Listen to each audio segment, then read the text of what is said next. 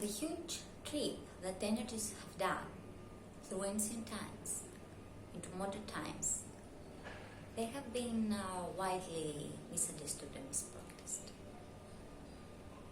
Energy work is not on a specific level that it has to do either with the mind or with the body or with practices of vocals, aka, mantras, singing. It has to do actually with an extreme ancient knowledge of all of them coming together in a union and complete freedom. To achieve that, there are practices that, yes, require persistence, yes, require focus, but most of all, they require freedom of self. To understand what is your special need of energy and what is your energy trip, what is the way that you are going to achieve that. That is the way, that is the reason that there are so many different energy practices that have been developed through the centuries, through the millennia actually. From one of the most ancient, obviously, in India, being yoga and chakra and meditation and linearizing and all of these things, being into practices into union and understanding how these work into our body and into our mind. Still, if we just do one part of it, we're never going to allow it to go into our mind, to understand what this is and actually bring the union. But obviously, and of course, these practices have not been only into India. The ancient world was very much open into everything that was around. Those practices started with connection to everything that was around, to the energies that are around us, to nature, to the water, to the elements of fire and the cleansing that it brings and the catharsis that the water brings and the fire and how opposite they are, but still they can be in absolute union. And the ground, how important it is to hold those elements together and to feed them or destroy them.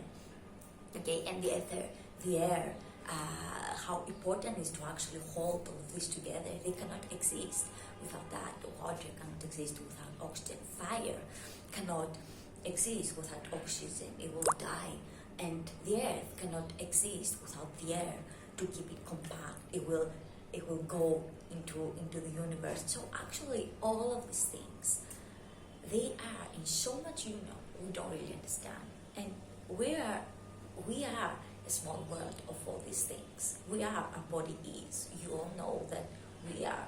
The most percent of us is water, and whatever is happening within our system to digest, to move, and to get this energy out, it is through fire. It is through those things that are happening within the system to create this sequence, to create this fire, so we can actually work. And the rest of it is clearly earth.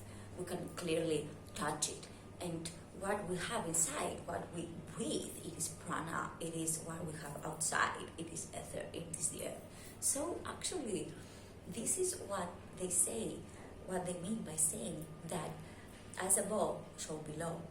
Okay, we are just the same with the atmosphere. We are just the same with the earth. We are just the same with what's us. So this is where energy comes. This is energy work. The understanding that all of these are compound and they need to be held together and not treated as separate and as one, and to really understand where this union comes from outside sources, and that actually we have this union very deep inside.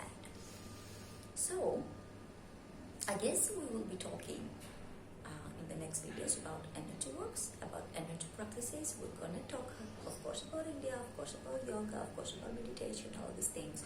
We're gonna talk a lot about China, a lot about Qigong, a lot about Zen. We're gonna talk a lot about also in America and in Europe about the practices that the holy men they used to do that all the chants and all the very divine union with all the spirits there. And we're also going to put that, except from explaining what this is and how they understanding, the most important part we're actually going to do is bring that in an extremely easy way, very, very, very much free, because it is different to every one of us. We don't have to follow specific rules into everyday movement. Either it is walking, either it is breathing, either it is dancing, either it is